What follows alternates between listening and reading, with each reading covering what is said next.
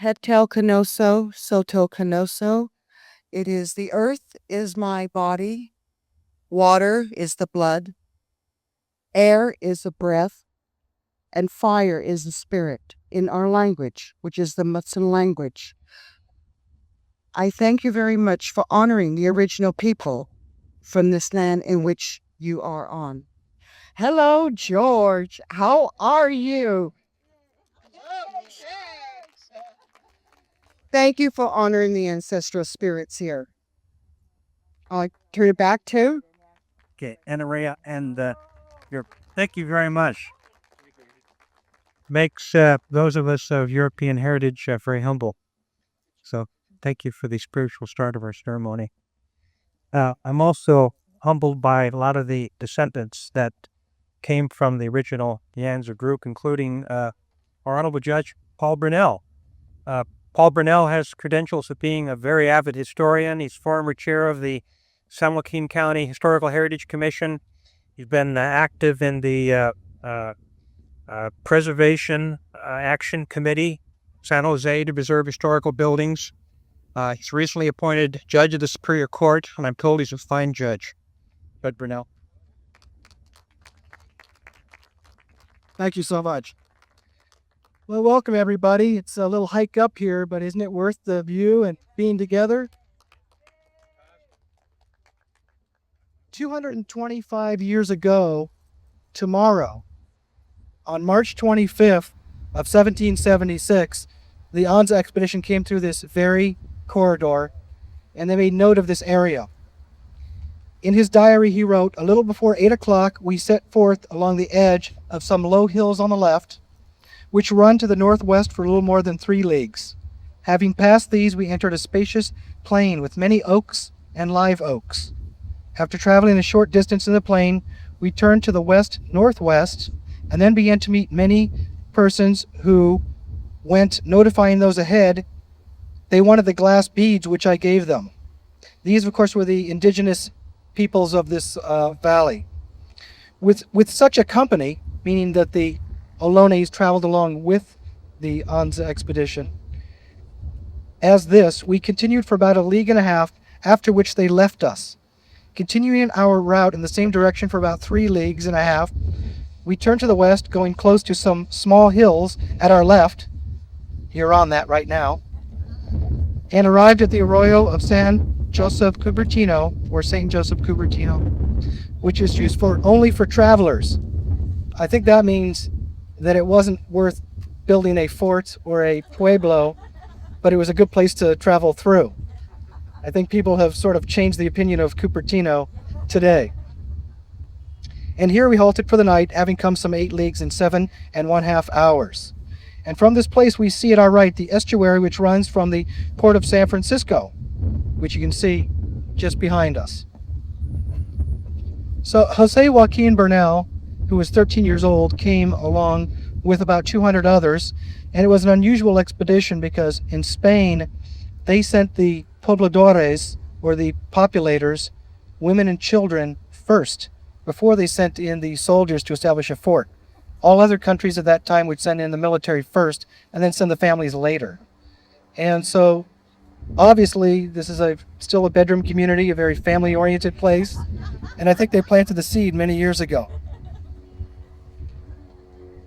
And we are honored to have many of the people who are descended from that very early history.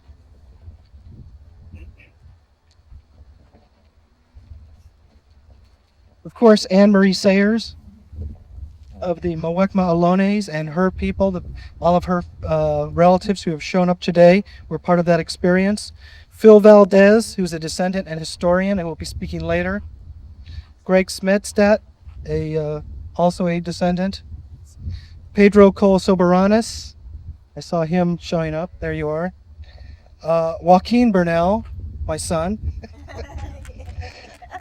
Mary Rose Bernal, my daughter. Tom Bernal, my brother, should be riding up on a horse at some point. Don Bernal, who traveled here from afar, and his grandson, David, who I think is the newest descendant. Yvonne Smedstad, Bob Bernal, Dorothy Cottinger-Wuss, also descendant of the Castros and the Bernals and the Cottingers. She's quite a historian. Reynoso Cuervera, who is the leader of our beautiful musicians today. Ralph Corral.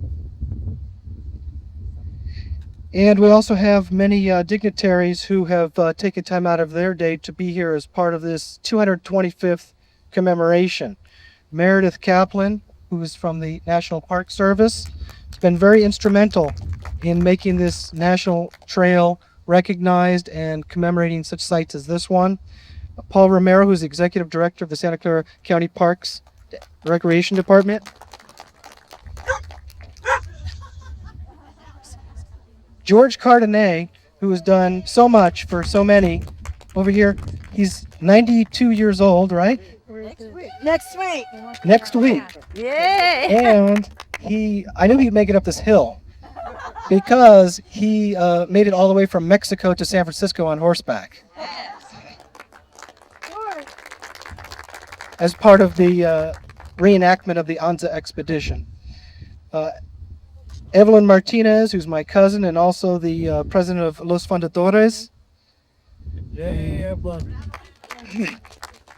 Franklin Magi, who is the vice president of the Los Fundadores and also on the Historical Heritage Commission.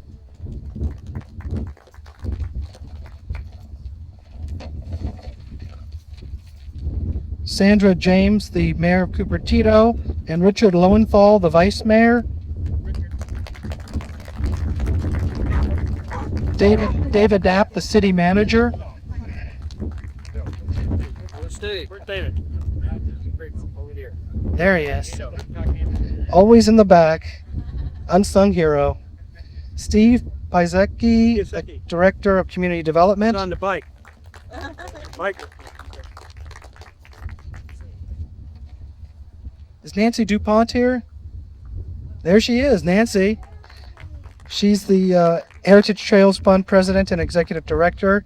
Has done much for the development of trails in California. Donnie Hubbard is the state coordinator of the National Park Service Comprehensive Plan. And she's done many things in the Cupertino area, as well as her husband Sid, who I'm told was mayor 3 times of Los Altos Hills. Is that right? Well, then you better run again. And I think I mentioned Monsignor Mitchell, is that right? From the Diocese of San Jose. So everybody here has done much to talk about the history, both young and old. We have students at Block Elementary School who put the Anza expedition on a website called Web to Anza. It's quite good. And so the tale is still being told, and I think it's one that's worth being told. So thank you very much. Yeah, thank you, Paul. Seems like a private party, doesn't it? Everybody is connected. So listen, you have to be committed to come to the top of this hill. So people found out there was no shuttle service to the top of the hill today. I'd like to now introduce Meredith Kaplan from the National Park Service. She's easily to identify here today, but she's been a real, well, I'll let her speak to herself. We have brochures up here, both in English and Spanish, and if you don't have the official program of the day, pick it up now or before you go. But these brochures are great. Meredith? One problem with wearing a uniform is people think you're the parking attendant.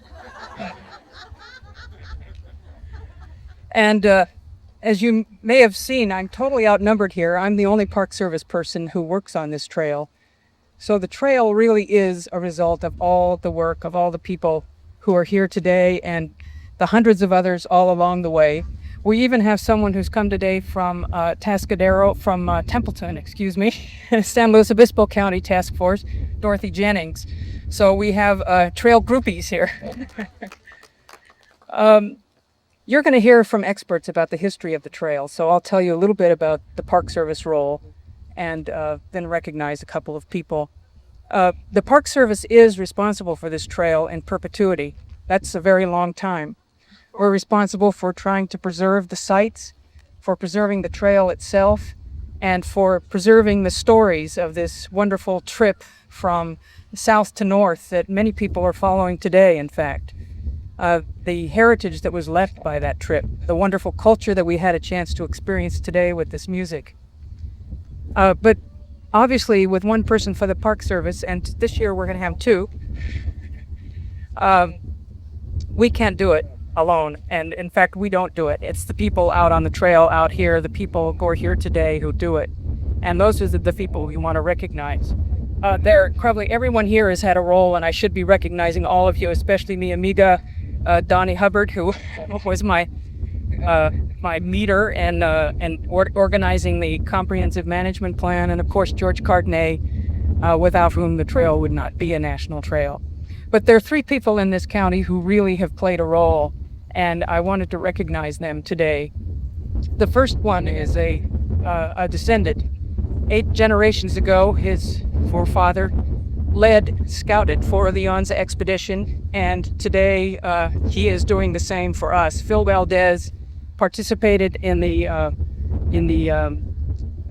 comprehensive management plan process and helped the county people here map the trail, provided them with history. I still remember when Joanne Throgmorton called me and said, "We've got a gem.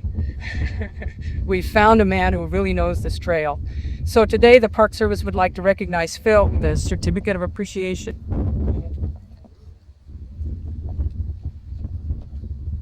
These come from the National Park Service and our regional director, John Reynolds. And it says, the National Park Service recognizes the significant contributions of Phil Valdez to public awareness of the Juan Bautista de Anza National Historic Trail through sharing his heritage as an Anza Trail descendant and his knowledge of the Anza expeditions gained through meticulous research. The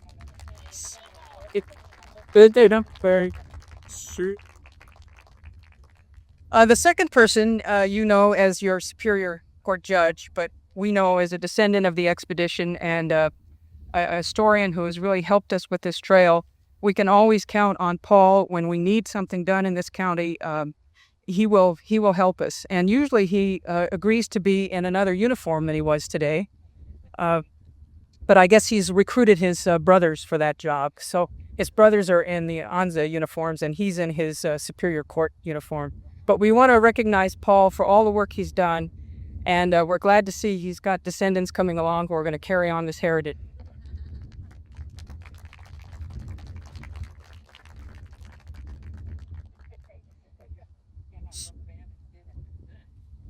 Now, wait a minute, I think I did.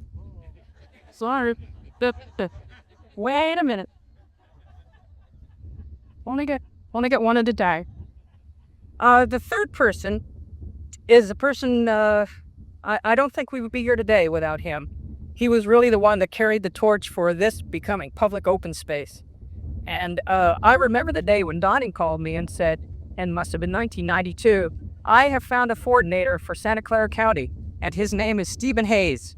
And he has been with us ever since, and we can always count on Steve to let us know when there's an issue in Santa Clara County and when the Park Service needs to be there to take a role and see if we can't preserve something." But Steve really rallied the forces. This would not have been public open space. We would not be here today without Steve's help and encouragement and I don't know what else, lighting fires. So we want to recognize Steve today for all that he has done.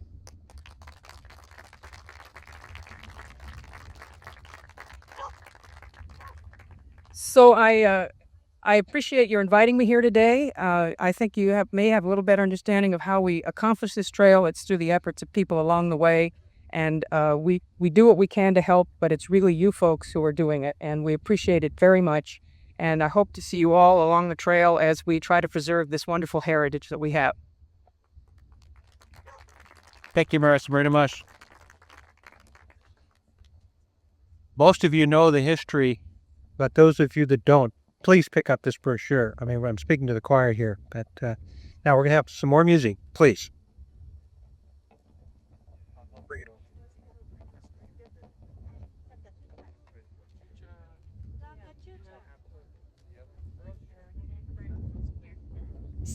What?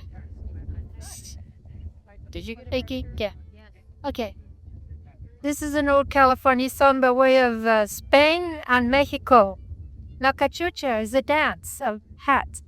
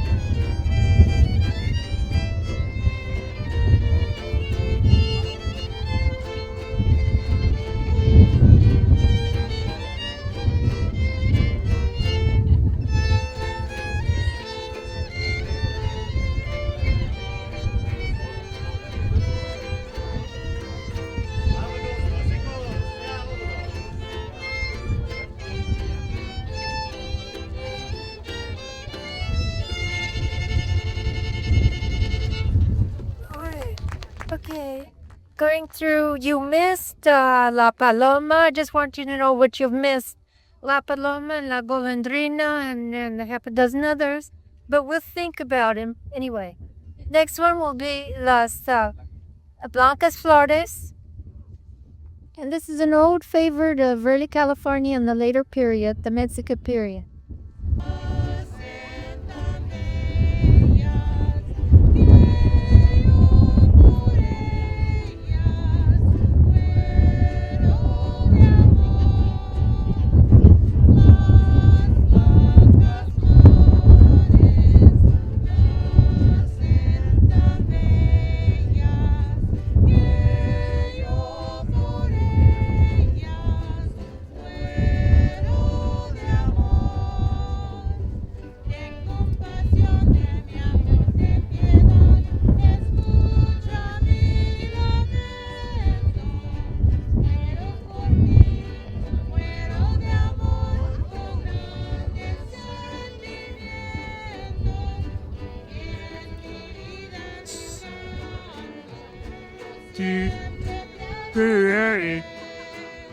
Por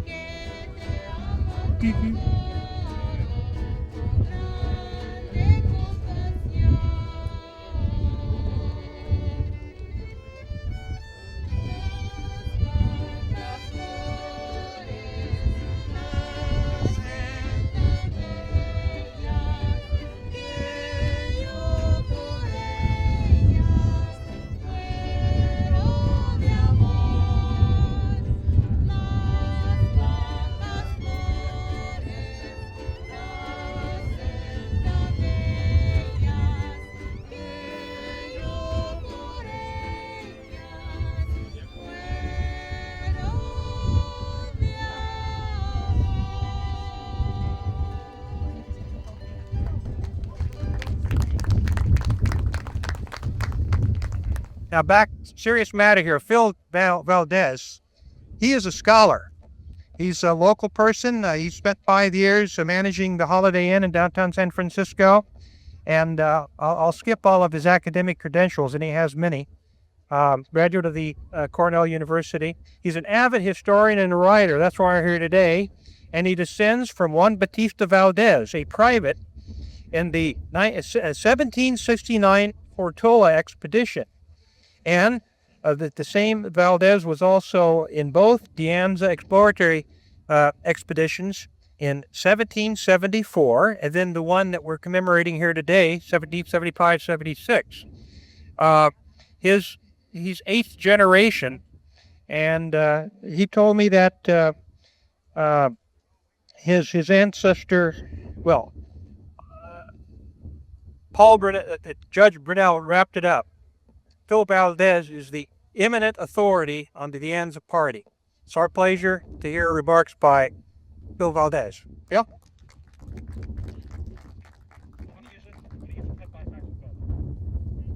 Thank you, Charles, for that terrific introduction.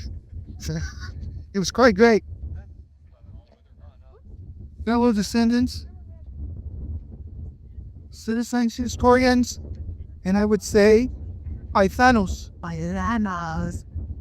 I'm standing here today simply because of a group that left Mexico 225 years ago. It's very important because... Oh, okay. Let me not even read my nose. My nose. It's very important for me today to tell you what I'm going to tell you, because 225 years ago, a group of pobladores comprised of mestizos, mulattos, criollos, and only one Spanish priest left Orcasitas late September of 1775.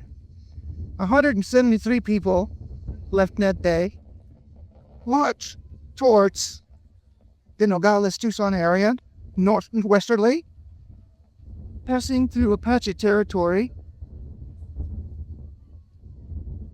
crossing the border of what the United States is today, followed the Gila River, crossed the Colorado River, and into California. Now, this is where I come in. The entry of Juan Bautista de Anza into California. What this 240 people did, and we're realizing now, is phenomenal. They came through deserts, they came through snowstorms, they came through beautiful valleys, they crossed beautiful rivers. It took them approximately 6 months to get here, arriving in Monterey, March the 10th, under a torrent of rain, mind you. These people were hardy people, a racial mix, if you will, of all these kinds of people that I mentioned before that were sent here to settle Alta California. They were the first people to plant the seeds to what has become the sixth largest economy in the world. Mind you, they planted the seeds back in 1775.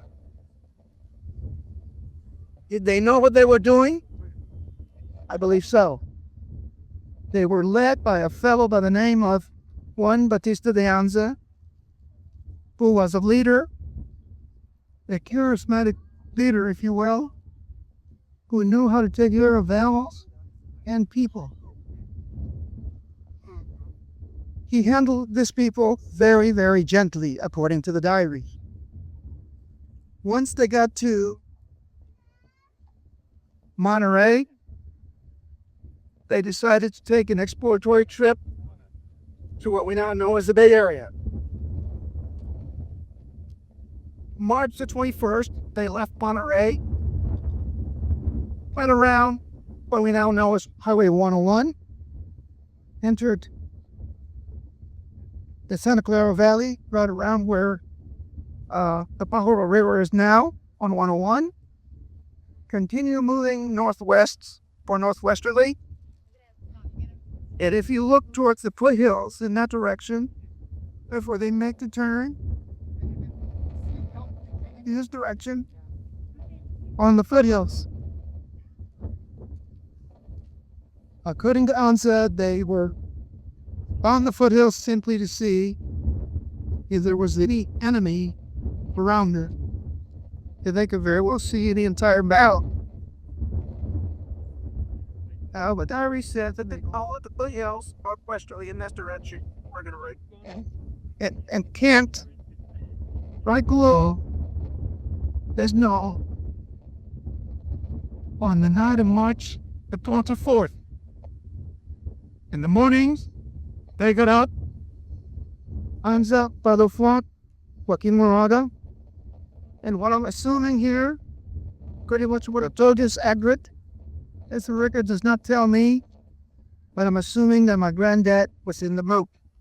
He was one of the 10 soldiers with Anza on the exploratory trip.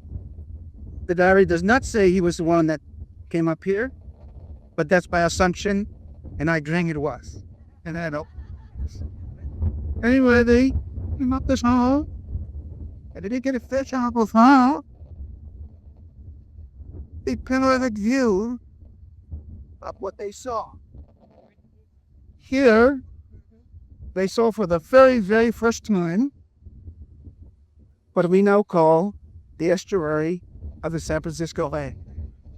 And Father Fort, very poetically, he stated that in order to get back, if they wanted to, they would have to go all the way around the bay and go up towards Point Hills, as that's the area that we're going to. Now, I have left a number of things out of the entire expedition, but I wanted you to know the time that it took for those rebellions to get here, approximately 6 months, how they got here on horseback, some on foot, some people carrying their children in their arms,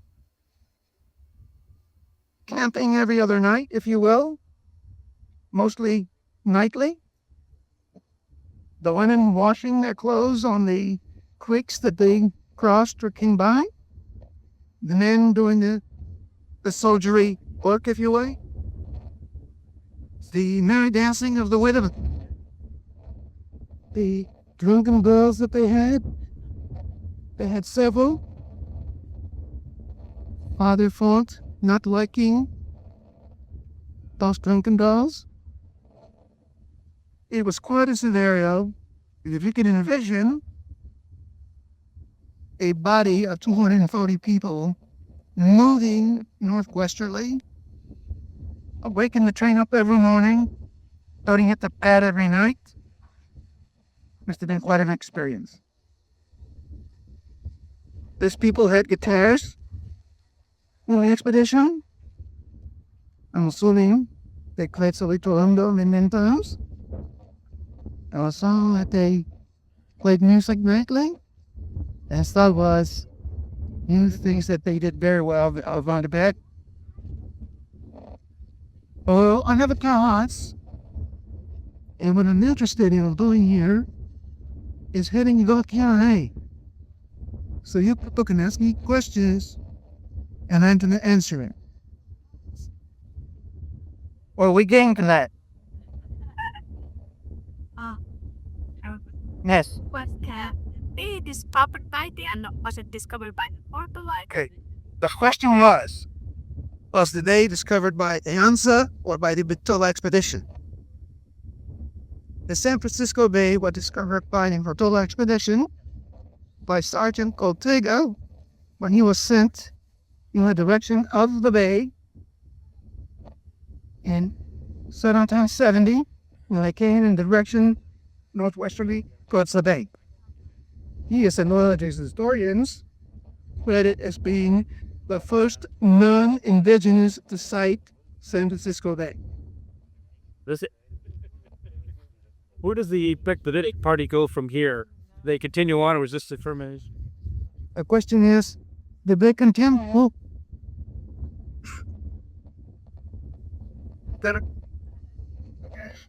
The question is, did the expedition halted here, stopped here, or went northwestern? They camped right below this knoll. They continue going north-northwest. Doing my research, I pinpointed towards that big building. That's a Stanford University. That's pretty much the direction of northwestern. They went towards a mesa, as I call it, by the Golden Gate. The Anza planted, I guess the word planted. He piped it across on the mesa. His father fought, said mass that morning there. They rendezvoused the peninsula, came right around the bay in order to the east bay. Yes. to go get it stay from the expedition? No.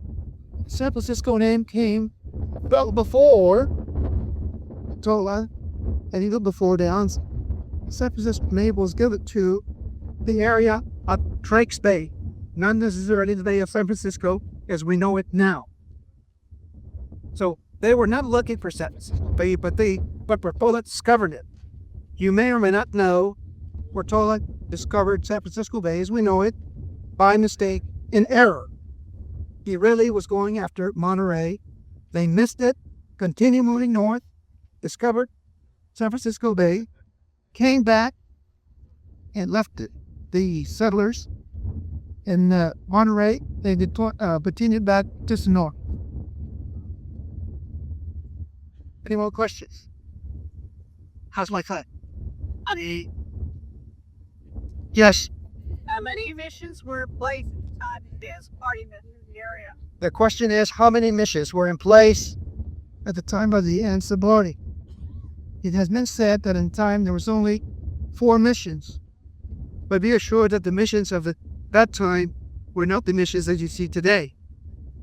The mission was probably a usada in a career fortress, or made out of adobe and adobe sticks, with a little bell where the friar could ring in the morning and say names. Storm San Diego, Sacramento. So we said Mispal. And of course, a chapel in Monterey. Those were 4 missions that you're up and running time for 1,000. Yes, he kicks. Let's don't bring it. The question is, I mentioned that there was snow on the trail. Yes, snow that be. Valdez encounter was in the serial artery, as it's called now, by Durango Scrakes. Supposedly, according to other historians, that was the most severe winter ever recorded at its height. This boyer store, off point that Adeline Moraga lost to skin. He became deaf for a period of time and tried to kneel the pobladores, the women and children. Right. Greg Smestad, like his mother and grandfather, he was born and raised in San Jose, descendant. He's has a Bachelor of Science degree from the University of San Antonio, Master's degree of Stanford University, and PhD from Lucerne, Switzerland, for his thesis was involving understanding quantum solar energy conservation. January 1999, the president has served as precaution motivations to reliving national studies for Kikas policy. And excellent credentials in matters of ecology. Today he's going to make some remarks on the environment of the dam, both possession. I hope you can hear it. Greg? Sorry about people, Nick. Appreciate it. He's also a technical person, so maybe he can solve it before he gets his comment. Thanks. Okay. So, I'm going to try to talk about the environment of the Anza expedition. The Anza and his small scout party arrived here in March 1776, having brought 240 colonists and their livestock to Monterey, the most northern outpost of the Spanish colony. I imagine that they looked out to see what we now call the San Francisco Bay, and there. I imagine that they looked back towards Monterey. I imagine that they looked around. I'm going to try to tell you what they might have seen. Oh, in terms of plants, what did they see? Along the way, they saw this one. Pearly everlasting. Father Font and Duck got down on his hands and knees, spread it around, each take. This is the pearly everlasting. It smells like maple syrup. Father Font down on his hands and knees, looking for what this plant was. He thought maybe it came from a whale and the wind was carrying this scent from the sea. The pearly everlasting. Oak trees. We had the California black oak, the live oak. Yeah. I'm going to be donating this one. It's the California postal oak. So I'd like to ask you to look around as you leave today, to ask yourself, are there trees alive today that would remember the expedition passing by? And yes, those trees could be preserved. They're essential to history. Of course, acorns, very important to the Native Americans that were here. Very important point is that when De Anza passed through here, he thought it was a natural environment, but in fact it was a managed environment.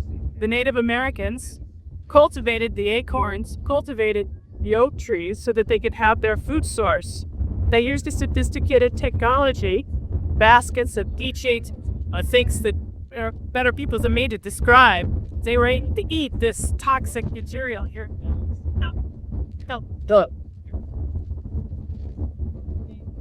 So agriculture has been used here first by the Native Americans about 6,000 years ago. So I'll talk in a minute about the Valley of the Heart's Delight. Well, this was long ago a cultivated and managed area. It fooled them when they looked around. They thought it was natural. It wasn't completely natural, it was managed. So the California poppy, you see the California poppy around here. The colonist calls it dormidera, or the drowsy one, or the cup of gold, copa de oro. So colorful and alive were the hills with this flower that the early Spanish explorers named regions of California the land of fire. And as Philip and I were coming up, we saw hills covered with the California poppy, and I think you could understand why this is California gold. We think that perhaps this land of fire reference is maybe even the name of California comes from this reference. Califa means in Spanish in some translations furnace or hot spot. The Native Americans mined this flower for its many medicinal uses. They knew how to use this gold, which is all around us as we walk down today. Yerba Buena. I hope you see some of the Yerba Buena here that we have after. Yerba Buena was the name the expedition's colonists gave to the Pueblo they soon founded in that direction. Now, of course, we know it as San Francisco, this Pueblo. But Yerba Buena, or the good herb, was long known to the Native Americans that were here. Of course, it was the Native Americans that must have taught them how to make the Yerba Buena tea, which is good for the stomach. It has a minty smell. You smell it. I'll show up.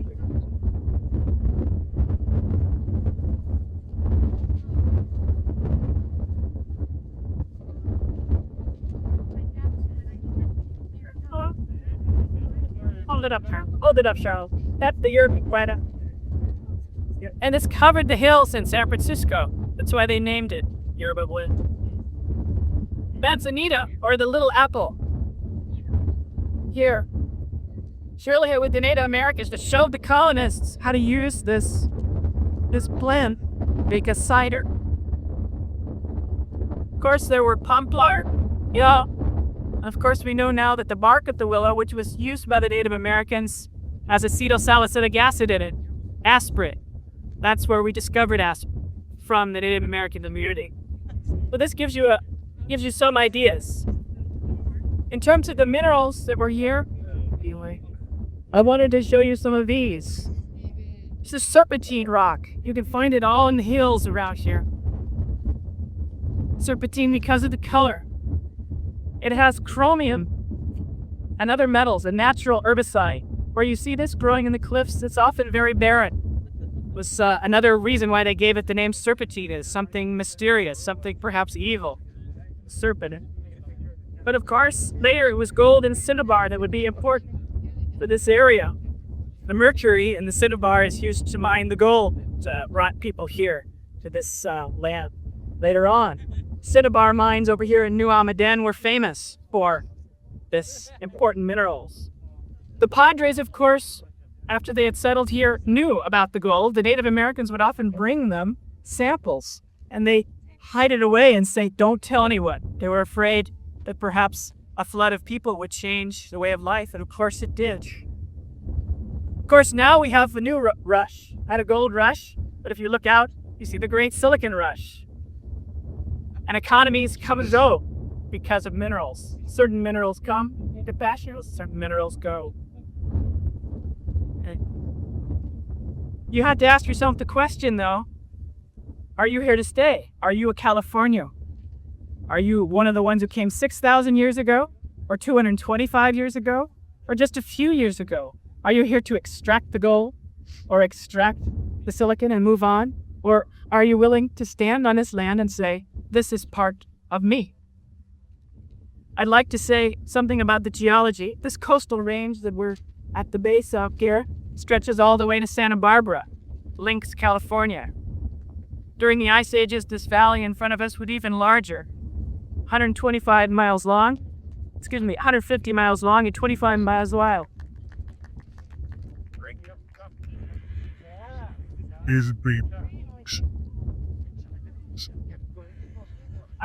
I've been told I have to finish, but we have doubted it. Okay. So, the melting glaciers some 10,000 years ago created a huge and fertile coastal plain. They also created the San Francisco Bay and the alluvial deposits that made this the Valley of the Heart's Delight, Huron.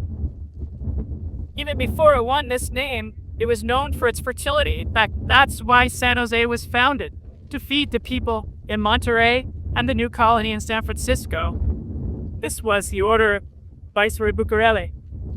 In a letter dated 1846, describing a visit to Don Antonio Knoll, said, "He received us with much politeness and conducted us through his garden. Apples, pears, figs, oranges, grapes, peaches, other fruits which I do not recollect, are growing and ripening.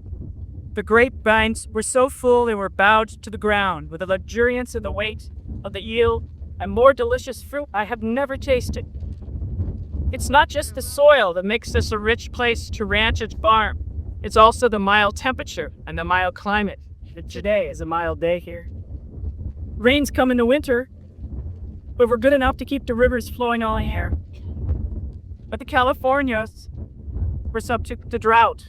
Water rights introduced them to the common good, win pro communal, the idea of shared resources.